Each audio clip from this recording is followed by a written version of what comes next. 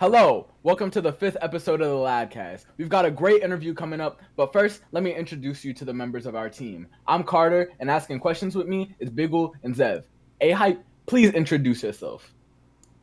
Hey, I'm a rapper from southeastern Wisconsin. I've been rapping for some time.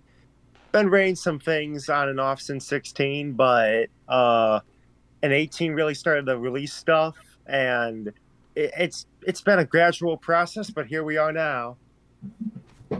Awesome. All right, Carter, kick us off with the first question.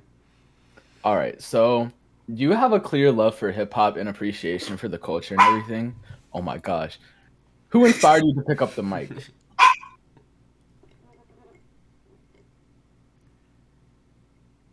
Wait. Who's your biggest inspiration? My biggest inspiration, so I can answer that in different ways. I feel like overall Tupac really got me into hip hop. I think everyone that knows me well knows that I'm still very thankful for. It was March of 16, I remember exactly, because I had, of course, heard of music. Obviously. Hip hop too, of course, but I wasn't really into what was being played. So, now I am, but back then it was like I didn't have the gateway yet. But Tupac really got me into it because I heard one of his songs first. How Do You Want It? It's one of his most popular off All Eyes on Me. That's the first song I heard. It'd be him because his work ethic, so much publicized about him, and accessible, but at the same time, there's a lot of unreleased songs. They're my favorites by him, so you can really delve deep. And then MF Doom when it comes to the rhyme scheme. And rest in power to that man, Daniel Dumile, because rest in peace. Shit's just mind blowing. Yeah, it's one of my favorites too. So mad respect for MF. Oh yes, absolutely. Oh, yeah. I remember the first time I heard Madvillainy, and I was, damn. That first time hearing Madvillainy is like one of the most memorable experiences, I think, like any. Meat Grinder. I thought that they sampled SpongeBob on Meat Grinder. That beat. That sample is fucking insane. Oh, yeah. There's some crazy flips on that. The jar is under the bed. Living in a jar. Oh yeah, so on the topic of your own music, how do you find the time to release so much of it? How do I find the time? Yeah, you drop a song like right before the interview. So like, how do you find time to just make as much stuff as you do? Oh, how do I find the time? Well, as I said when I was introducing my stuff, I've been writing on and off since 16. A lot of that stuff I never used. It was more so just messing around, and as I said, gradual development. I wasn't that good. I don't think anyone's that good when they start, but some of it I still used. Anyway, so that was in 9th grade when I first started in 16. I'm 21 now. I was class of 19 in high school, but in 2017 that is, I started to learn more about a lot of artists. I learned how to, but point is, the time, it's gradual. It comes naturally when it comes to just, I don't know. What I'm trying to say basically is that I have time that when I'm not working or when I'm not doing stuff, I'm usually doing music or watching sports. It's one of the two. But at the same time, it's been built over the years. So it's not like something that on the spot I write 15 songs a day. Right. Okay. So you have work from but years before that you're, bringing back up and tweaking with your newly acquired skills and talents, right? Yeah, yes. And then there are some times where I'll have to take a break. But breaks for me normally aren't long because thankfully my mind's quite creative. My neurotype or whatever. I actually credit having autism as part of that. But point is that there can be times where I'm just like ripping it, like one after the other. Hell yeah. No, I mean, definitely. Sometimes, you know, you get in the flow. I mean, at a certain skill level, it just comes easy, right? Yes, it does come easy. And I mean, there's always going to be times where you feel like you've lost it in the moment, but you got to remember it's just in the moment. Absolutely. Also, on that topic, I know you mentioned earlier that you watch sports. What else do you do when you're not like working on music? Besides sports? Yeah. Well, those are my two big things, but I'm trying to think. I like to take walks when it's nice, just around the neighborhood. Mm-hmm. I have a English setter that I really enjoy spending time with. Her name's Prima. She's 12, so you know, while she's still here, just trying to get in as much as I can, and she's just adorable. But I like to spend time with her, take walks with her, of course. But I guess now I think about it, where's my variety been at? I like to I like I don't like I would say I collect jerseys and stuff, but that's like sports, but that's a little bit different. YouTube. Sometimes I'll go searching, like, have you ever heard of YouTube poops or whatever they call them? YouTube. Yeah. Oh, the old stuff, the gold age of YouTube. Mm-hmm. So I'll do that, and then sometimes I'll be just texting friends about whatever. Actually, sometimes I text friends about stuff a lot more than just music. There are a lot of friends that we don't even talk music, so there's that. All right. So yeah, YouTube poops had a really big impact on me personally because like I started editing because of YouTube poops. Oh yeah, no, yeah. We and I don't know how much this does for you, but there was this really bad Mario game called Hotel Mario. They would always YouTube poop. Mm-hmm. That's yes, like the yes. That was my shit. Or CDI Zelda. Yeah. CDI Zelda, yeah, my boy. Yeah.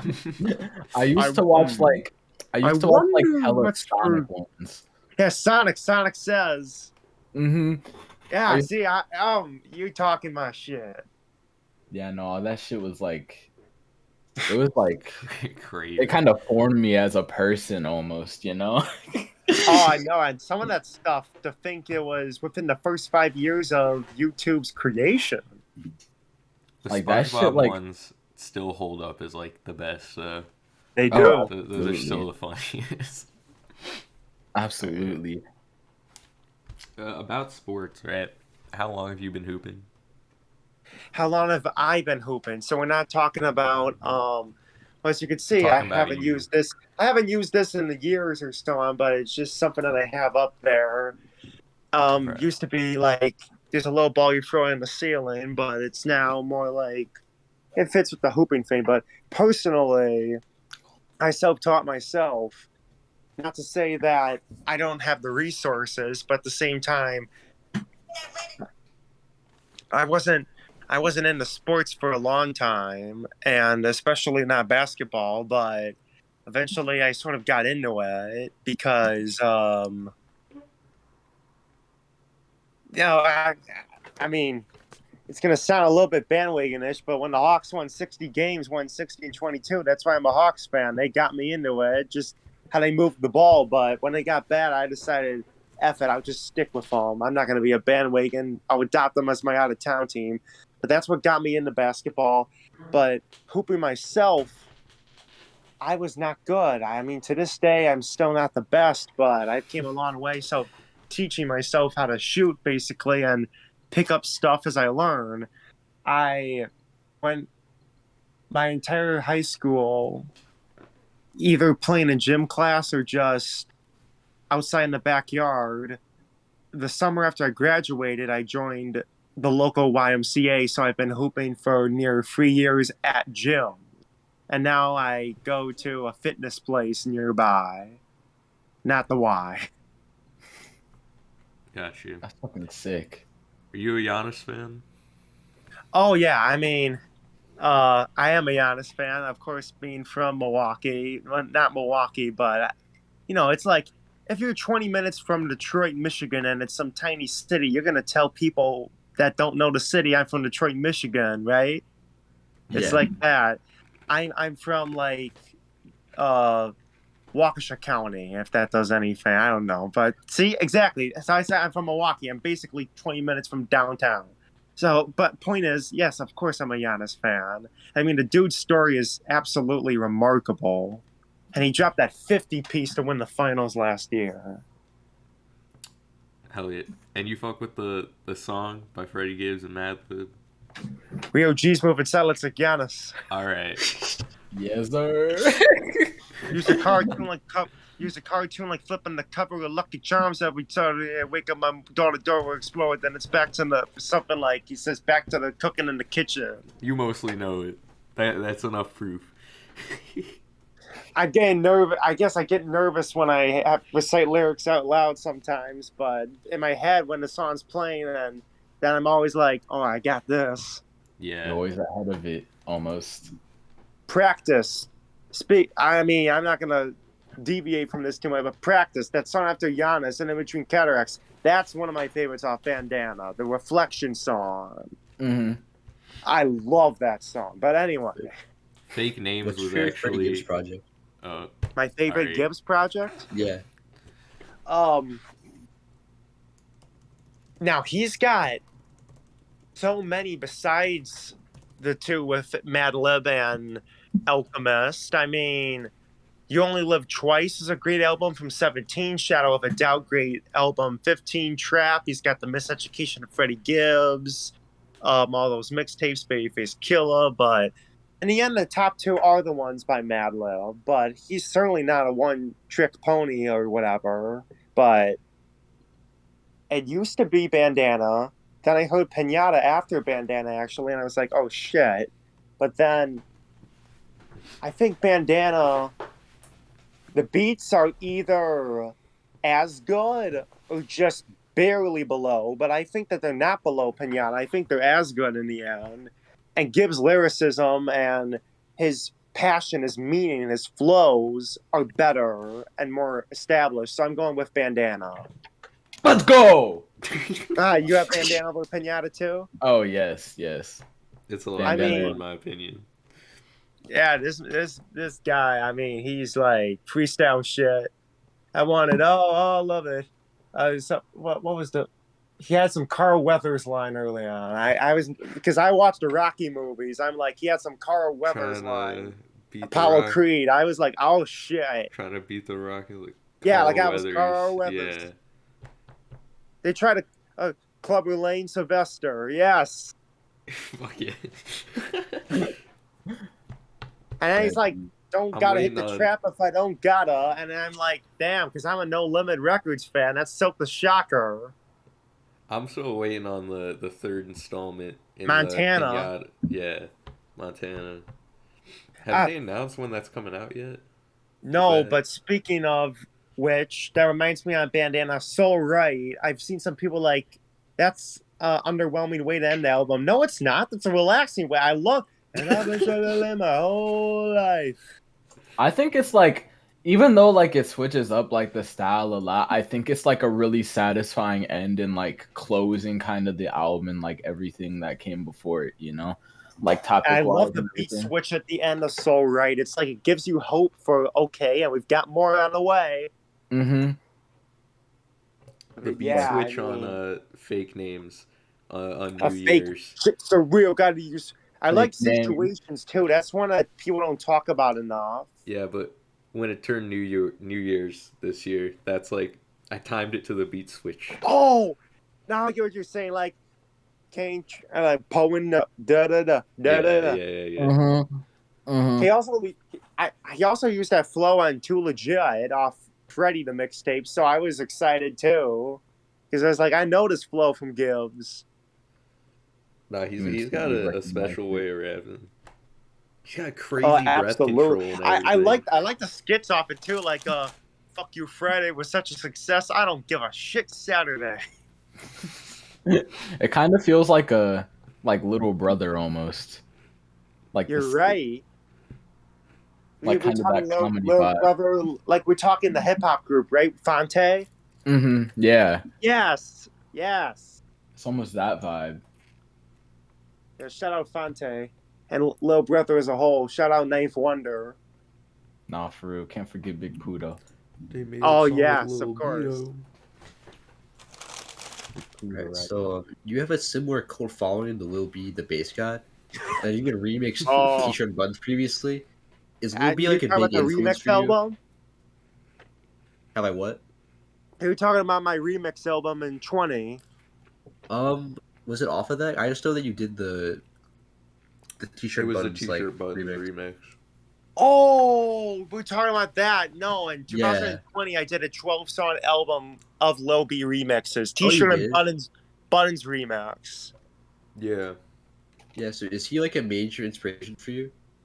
Lil B, I mean, I love his positivity. His music isn't something that was an inspiration for me, but I do love his music. I just can't say it's an inspiration for me That's fair. that got me into music, but it is an inspiration now that I look back and now that I've discovered the music. So yeah, I'd say actually, yes, an inspiration and his positivity.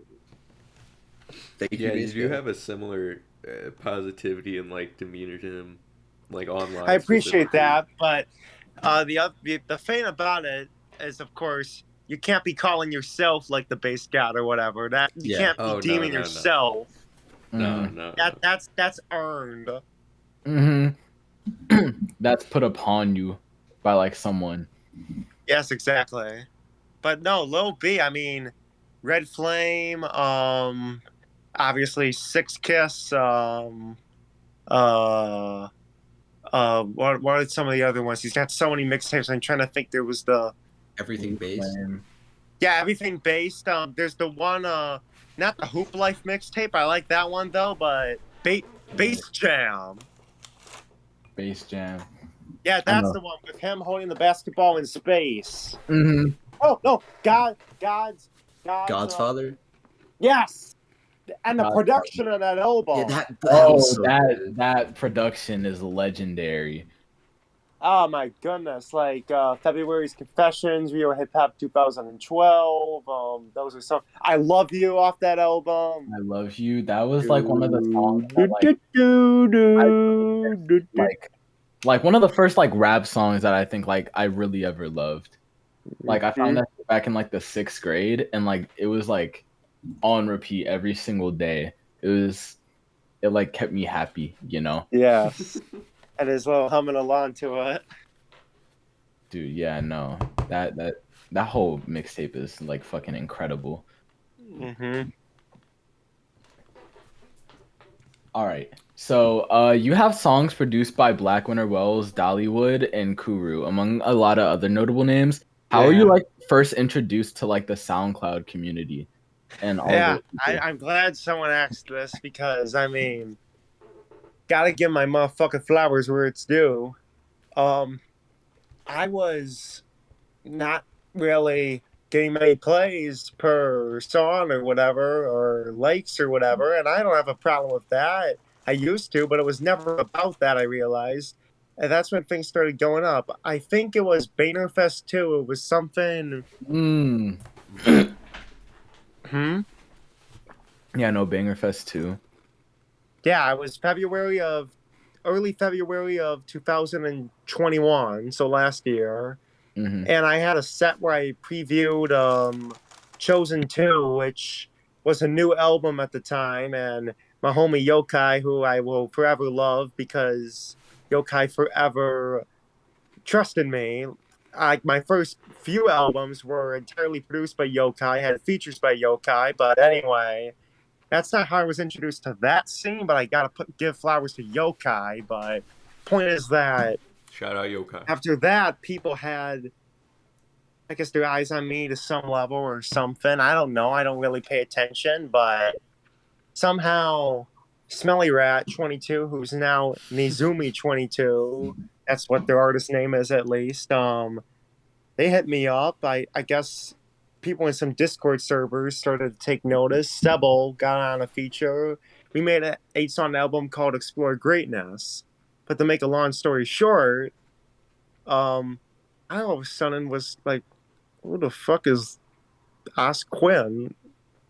And then all of a sudden I'm like, oh shit, you are off Quinn. And then next thing I know, me and Steve Harvey was hungry was reposted by Os Quinn on, her big ass page, and pretty soon everyone's listening to it, and it's a chain reaction. It's a fucking chain reaction, but no. Steve Harvey was hungry? That is the single biggest point. Mhm. So it's got to be Os Quinn, easily. That's the biggest, and not to say anyone who came before didn't have as much or as big of an impact personally on me, but that's the one thing that really got me going, and I will forever love Os Quinn forever for that, for many reasons, of course, but that being one. Yeah, that's insane. Yeah, but because after that, also I got the follow on Twitter and so on, and Twitter, I like Twitter more than Instagram to some level because, you on Instagram there's Insta stories, but I mean you don't post all the time. On Twitter you can just tweet stuff out, replies, the feed. I like it more. On that topic, in some recent posts on there, you lamented on your struggle to find true romance on dating apps, which is a relatable sentiment for many. Any advice for people out there going through similar tribulations? Yeah, well, advice? Well, yeah, okay, well, honestly, people are going to judge you based on first look and impression. And honestly, first off, I don't give a fuck. Because people are going to be like, hey, so-and-so, he don't look good. And it's like, I'm not on there for that anyway. Maybe this is just for people like me who aren't looking for a hookup in this culture. But for me, it's like, it's not about that. I guess I got to expect that's what's going to happen on there. Even people that say they're posing, or people just think it's the right thing. I don't know. Actually, my advice would be probably not to look for what I'm looking for on there, which is actual romance. You heard it here first, folks. Fuck dating apps. Fuck that shit. Yeah. I mean, if you're looking for like quick stuff, then I suppose so. But even then, it's going to be judged off looks and like certain requirements that aren't really existent, but people have in their head. Mm-hmm. Yeah. Because first impressions in real life, like when I say in real life, in person, sure, that can happen too. But people, those aren't the people you want to mess with anyway. All right, we got a video up here. Biggle's gonna stream it, so you probably remember you take a look. This, but questions relevant to this. Yeah, you probably remember making this one. Oh, hey yo, Bandcamp, what the fuck are you doing teaming up with goddamn Epic Games? You're scheming up some goddamn skeptic lames to join the platform and scat storm all over it. A get form. Cause it's shooting from my chest, looting the rest, polluting the best. Seriously, I cannot fucking... I've had... The anger? Really? Yeah. You're gonna fucking team up with Epic Games? Come on, Bandcamp, homie. You know better. Come on now. I'm gonna start to get smacking with the art from this kraken. Motherfucker. So, okay. In this video, you condemn Bandcamp for joining Epic Games, and you even dissed Tesla before as well. How do you view corporatization and monopolization specifically in relation to the music industry? So it's something where I've tried to learn more as I go along. And believe me, I'm not holding back my stance on that stuff, but it's something where I've learned as I go on through people, sources, but not, I'm not one that's going to take the mainstream sources only. I'm going to take the actual truth, and sometimes it's books. Books are what really help with that. But to make a long story short, once again, I view it as you're losing your independence in a way, and even if it might not seem like it, the artistic integrity and the independence when it comes to profiting off of music, and in a way where I'm not talking about, I understand the artist needs to, but companies more so like that. Bandcamp is meant to be a place of, we've got this here where control for the artist. Yeah. I'm trying. Yes, exactly. Mm-hmm. But sometimes I do act on impulse, and I do need to work on that. Sometimes I get caught up in the moment, but my words, I don't regret. But I'm laughing only because I find it a little bit funny. I guess the Kraken word, but point is though that the emotions I feel are there, but when I look back at it, I'm like, nah, I need to articulate myself. But I feel like, hey, Bandcamp, yeah, Epic Games, I'm not a fan of that team up. And Tesla, yeah, I'm not really a fan of Elon Musk. He's a weirdo. Fuck yeah, I just don't. No, I'm not fucking with that. All right, we got a segment up next. Are you down to freestyle?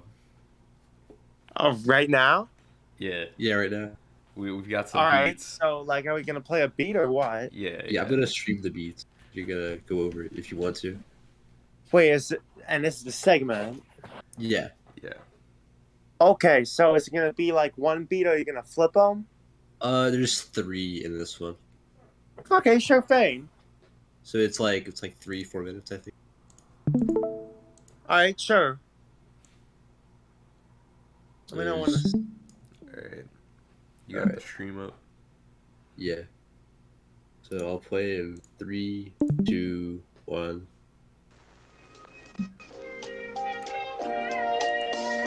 All right. I like this one.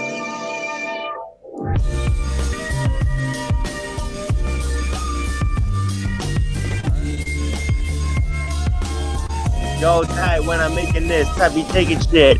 Never, I'm too clever, I never have to sever. When it comes to these bars, we ease through like we stars, and we don't tease ours. We just making it to the top, taking it, never be stopping. I sometimes get slow with the dumb rhymes, but I know that when I am at the best, I'm a motherfucker. Get the rest. Shit. Yeah, I'm trying to think right now, man. I'm not the best freestyler, man. You're killing it. Hold up. Yeah, you're going insane. No. Hold up. Gotta get it. Yeah, I need it. Elmatic fanatic. Oh. I'm an Elmatic fanatic. Nasty Nas. Pass the gas. Cause he gas up the ass of all these boom bappers. Leave the room. And fuck. Hold up. Damn. Losing it. Hold up.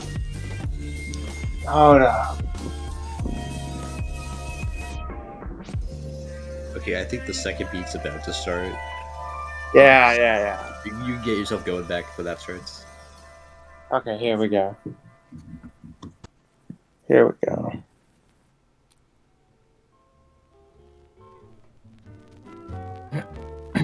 And see, this is proof that how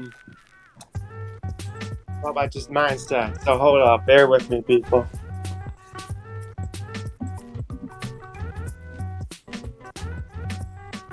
It's the proof in the pudding. I got the truth that I'm spitting. A rat a spitting, I get a hitting. No fold, no bullshitting. I get it all across the map. I toss my rap, I floss and that. Of my homies, you know, that's not the crap that I chew. I gotta chew, yeah. When I say that, I spray at the motherfuckers. No, wait, I don't. I need to recollect my thought. and respect what I brought. Can't be having the violence and just silence. A bunch of other motherfuckers. Now we gotta beat switching, heat up the pitching. That's my voice is going high. No, that would be it if it was on a MD or whatever. I'm thinking, shit, man. I'm not the best. You put me on the spot, but Nah, some of those rhymes are crazy. But you're killing it. those are you're doing great. This is the best we've had. I'm fast trying to write my shit down. Alright, this is the last beat. Alright.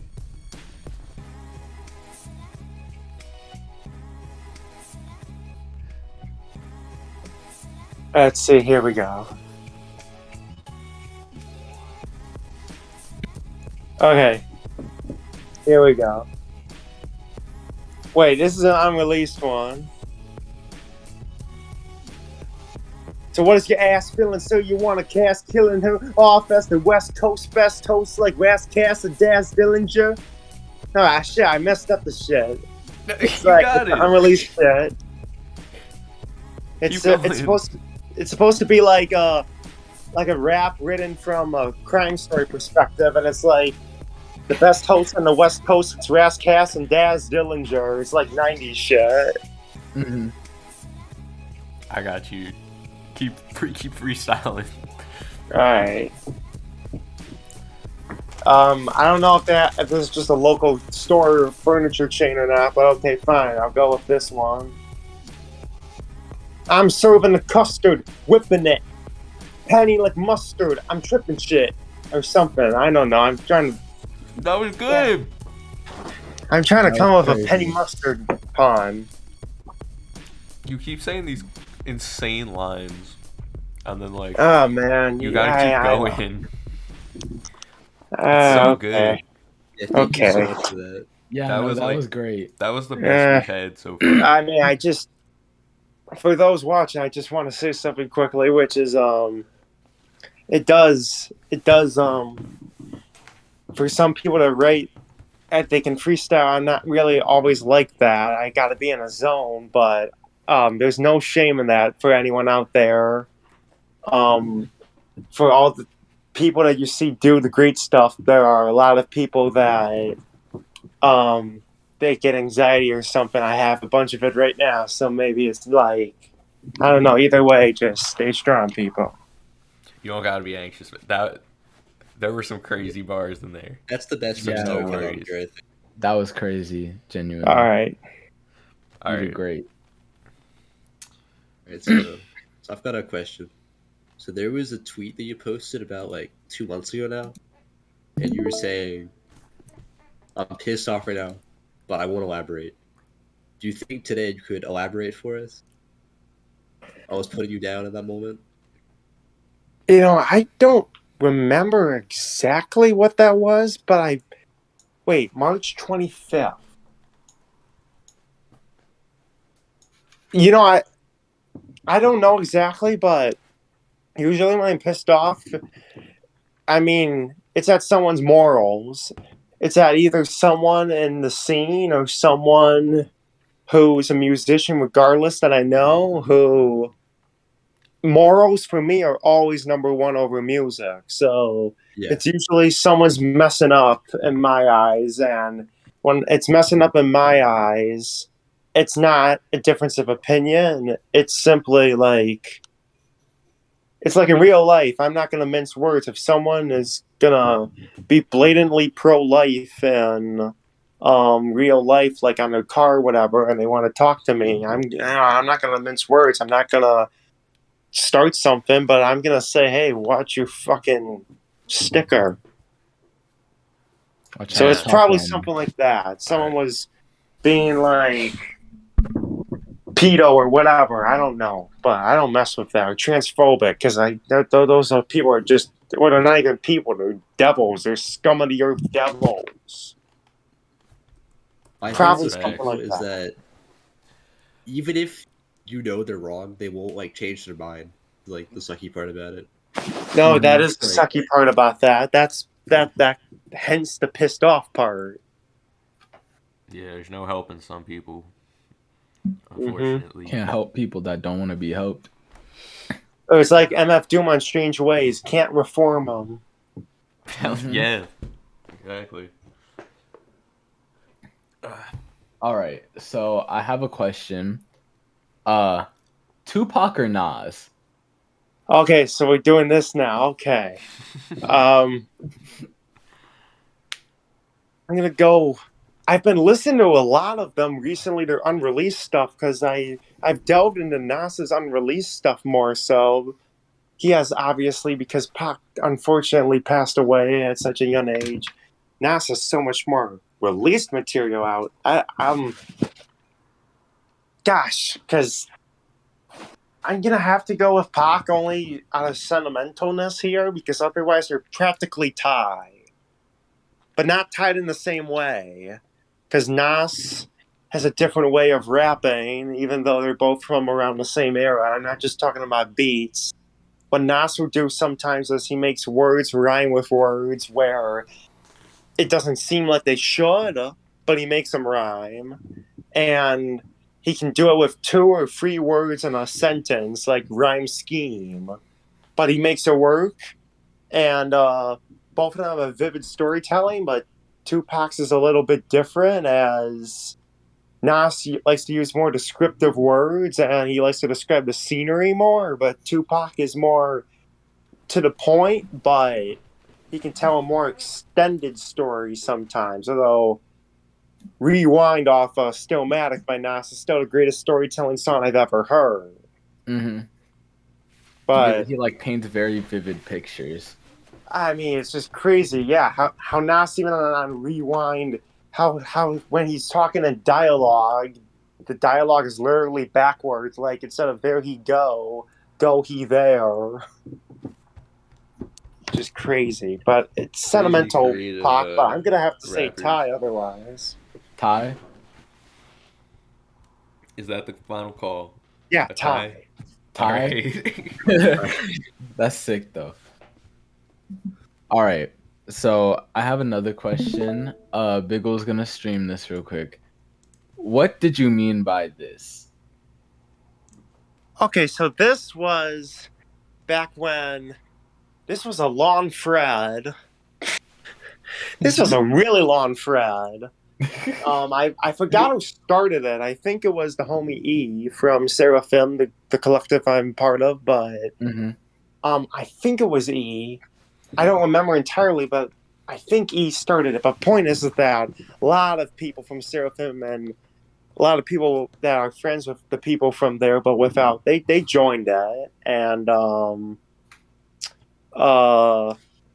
they just were rhyming words, and we were just messing around, though. We were goofing around, and I think someone said something about gas or gasoline and the gas prices, like making a joke about it. Oh, okay. But guess what? I'm gonna go there. I have the smelliest gas, and I have a lot of it. So yes, sir. it's not just that I have a lot of it; it's that shit stank. But point is that quick attach my ass. Yeah, it's like a fume stick. It's like a fume. You're attaching the low, like it's like power your car with my fart. That's pure gas. Mm-hmm. That's what I'm saying. That's what Burger King does to you. It makes you gassy. That's a hard ass bar, though. Like, actually. Oh. Well, I do like the fume stick. Right. All right. We've got another picture here. Bill, could you pull that up? I gotta pull it up. Hold on.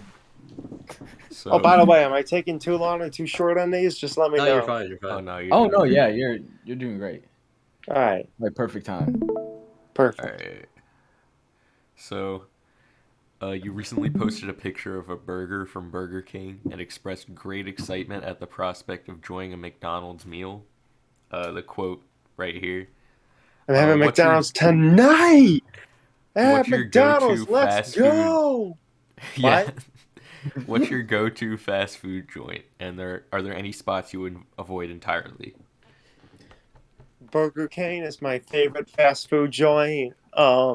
McDonald's is up there. There's so many in Wisconsin. Culver's. There's some across though, but Culver's is dope. I like a little bit of Wendy's. I like quite a bit of their sides, but their burgers aren't always the best there compared to other places, at least relatively speaking. Places I would avoid. Fairly obvious if you know where I lean and everything, but Chick-Fil-A ain't eating there. Ain't never eating there again. Had there once or twice or something, but that was way back. Fuck you, Chick-fil-A. What you stand for. But yeah. Besides, their chicken has a different taste to it. I like it a little bit, but it's been so long since I ate there, and I didn't remember being that impressed. Popeyes is good. That's another place I wish there was a Popeyes closer to me, though. Popeyes is so good. It's probably yeah, that's right. And this isn't fast food, but Blaze Pizza in specific, their pizza just was awful the one time I had it. Damn. Yeah, I had a similar experience. So I mean, me and my brother got a pizza, and we were so hungry. I offered to pay him, like, I'll get you your own, and our pizzas look so different from each other. It's like, how the hell these are both pepperoni? I got food poisoning from Domino's once. What's your experience with Domino's? Oh, Domino's is good, but I'd rather have Pizza Hut or Papa John's or like homemade pizza. But Domino's is good. Have you had the Domino's chocolate lava cake? No, I actually haven't. I haven't ate there in some time, but that's because there's so many options. When you said food poisoning, I can't help but think of Pimp C off sipping off some syrup. Ate so many shrimp, I got iodine poisoning. All right. Yeah. Carter. All right. Carter the Third. Wow. All right. So, did you know that there's a music blog called Hype Machine, created by Anthony Volodkin? What the fuck? Here, pull up the Wikipedia page real quick, Big. No, it's just, we found out I guess I've heard of it before, but not by a guy named Ant. What the hell? Yeah, check it out. So it's a website called Hype Machine, made by a guy his named first Anthony. name. Isn't that crazy? Yes, but I want to talk quickly about what happened in terms of why that's my name. All right. Yeah, go ahead. Oh, your camera Did the camera still on? For some reason. Nah, the camera's off. Hold up. There we go. All right, there we go. Actually, rest in power to him, but it's one of Tupac's Thug Life members, actually, Big Psych, because back in 2016 when I was really getting hip hop and Pac, I thought a simple name like Big Psych was cool, so I thought to myself, you know, because Psych is like psycho, and it's like, but I see Psych more as like an energetic thing, like I'm Big Psych, I bring the energy, but I thought to myself, I'm hyper, I've got ADHD and everything, I'll be hype. And A, as in like a lot of rappers back then, and still today, but a lot of rappers back then, they just like one initial, like, you know, like, what were K Solo, K Rhino, K Reno rather, Bun B, Pimp C, Easy E. But my first initial, I just took Anthony and made it A. But right. Big Psych, that was really the inspiration. But what were you saying? Oh no, we just thought the website was oh cool. Yeah, that's right, the website. Yes. So you never heard of that? I have heard of it now that you say that, but vaguely. But I never knew the guy was Anthony. It's pretty crazy. Yeah. And it's just the connections are deep with right. this in this game. These are the games we play. Where are the names to say? This is the drug money your ex claim he make. To all my young, Saved. I am the ghost in your ray. Love that song. All right. Mhm. It's a good song. Who All right. You got a Wait, question? no, I got a question. I got a Oh, question. All right. So, hype. I remember remember back like when you first started dropping music, because I remember you were a part of the Instagram What? music community. Wait, what? Do you know old school hip hop reviewer? Yeah, I know about that Ah. whole community. Wait, And, what page were you? I was just friends with some people back then. I wasn't like a page or anything. But There's no chance. You're not the guy who liked Waterworld by Leak Bros, right? no. So you're not the Cage and Tame One fan. No, I just kind of hung around. So About did you know of my page like in 18 and 19? Yeah. So That's you how, knew about my albums dropping even before all of this. Yeah, I remember specifically the Keep It 100 album. Play It 100. Play It 100. Yeah, I remember. Going da da da da da. Agus, shitty old shirt, his producer name. What a great producer he is. And we dropped Resistance of Memory. But anyway. Yeah, I vividly remember those times. But I was wondering, did anybody in that community inspire you to start rapping or start releasing? Yes. Anything? And that's one of the people I brought up earlier, Yokai. Yokai's been such a big help to me, giving me production, really helping me be confident, get out my stuff. And then there was a collab album with a bunch of people in the Instagram music community called Agus Ronnie. Mm-hmm. Give it up for Yokai. Can we get a Yokai? Yokai's real as hell. Right. Oh yes. And then guy named Michael, who I helped get into the community, but that's his story to tell. But I believe I had part in helping him. I interacted with him before he got a music paid. He was a good kid, mad rap. That was his Instagram. But he went by Big Mike. I remember that account. Yes, but there were so many great accounts back then. Like Only Built for Rap was a popular one. Mm-hmm. Of course, Chris, who ran Smuckers by Tyler and Rap Debates. Oh, yeah. Chris, I still follow his accounts and stuff. Yeah, Chris he's had some interesting IG story posts.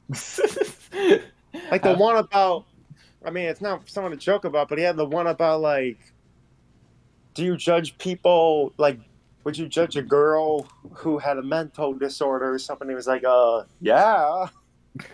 No, not yeah as in he would, but yeah as in he's more attracted to people who have mental disorders. And I'm like, well, okay. Both are wild answers. I know. And he was always doing this. He was always doing this shit as in the background. The background picture was Yay praying, or it was Care for Me by Saba. Mm-hmm. There's no right answer to that question. Yes.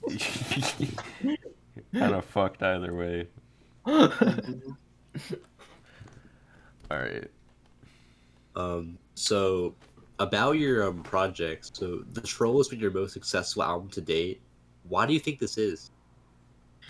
Yes, it is my most successful. I think that was because it was the first big one I released since the Ask Quinn repost, and people started recognizing me and getting on the shit and the hype train and so on. But point is that I dropped some albums. Going to War was 7 songs. Fuck You was 8 songs. Yeah, literally, the album was called Fuck You. But yeah, that's my most popular song, Hit a Lick with Young Keegan. That one's at over 7,000 on SoundCloud. But I think that played a part.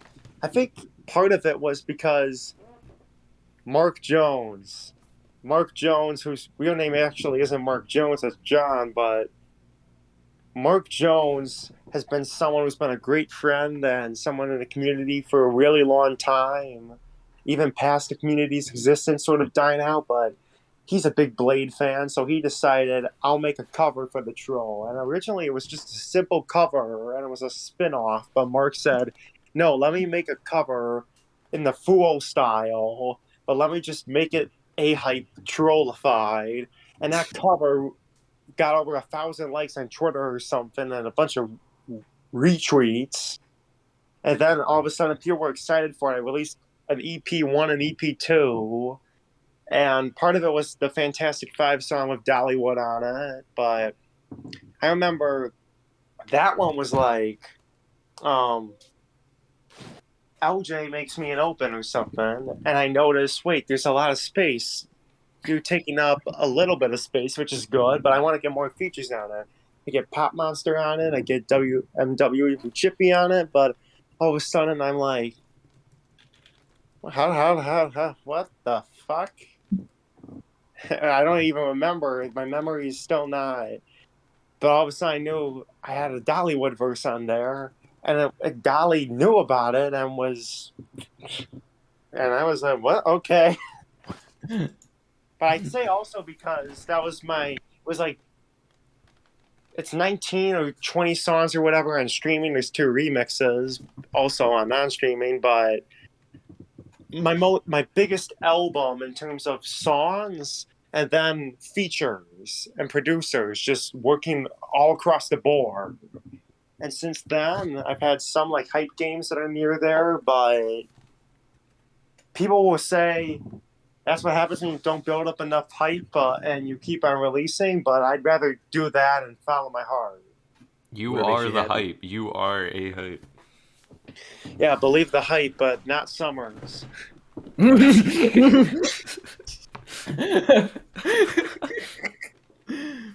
Fuck Summrs. Right.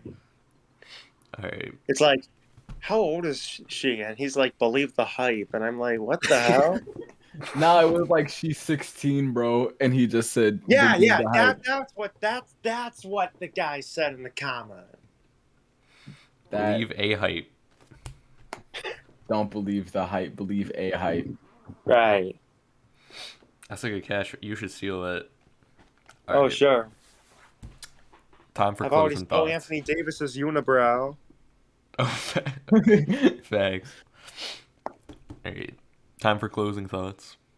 Anything you want the world to know. Okay. Oh, so no, you're not asking me a closing question. You're asking what I would like the world to know. Yeah. Yeah. Open-ended. Okay. Well, for starters, I want to just say that everyone's aware of, at the time of this episode, what happened yesterday, and I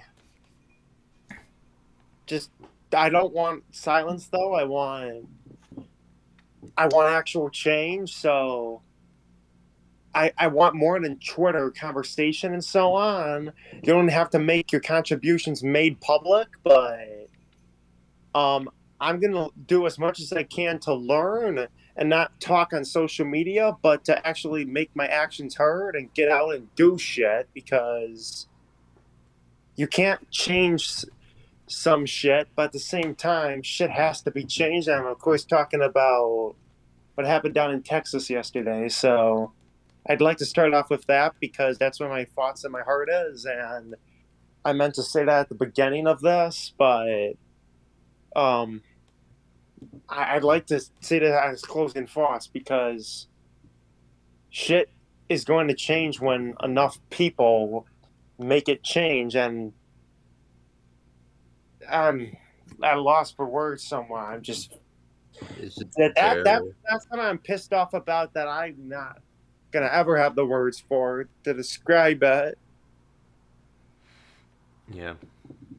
A lot of stuff like that has happened, continues to happen. But And what happened in Buffalo, and all the stuff that happens that is so, we're so normalized to stuff now. It's disgusting. a lot of it you don't even hear about. which is crazy. Right.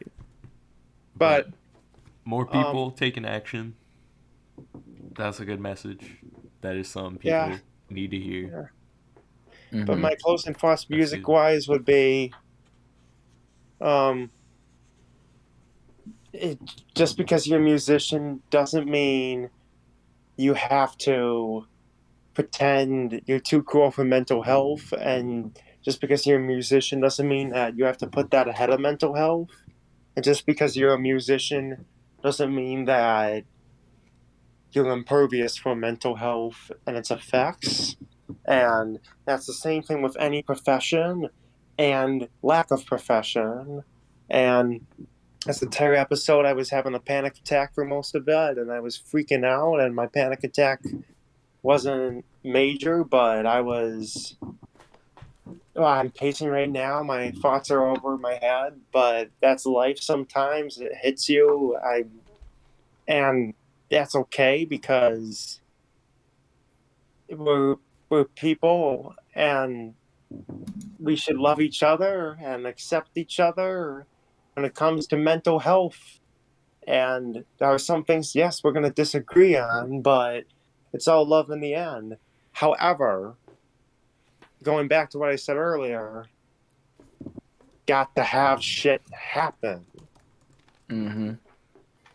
There's a line. Both of these things can coexist. In the end, it should always be people's lives. Amen to that. Right. That's real as hell. Right. Thank you, Anthony. Yeah. Really appreciate it. Really appreciate Thanks. the positive energy, positive messages. Right. Thank you for sticking through. Yes, thank you. Thank you so much for being on. Peace. Peace.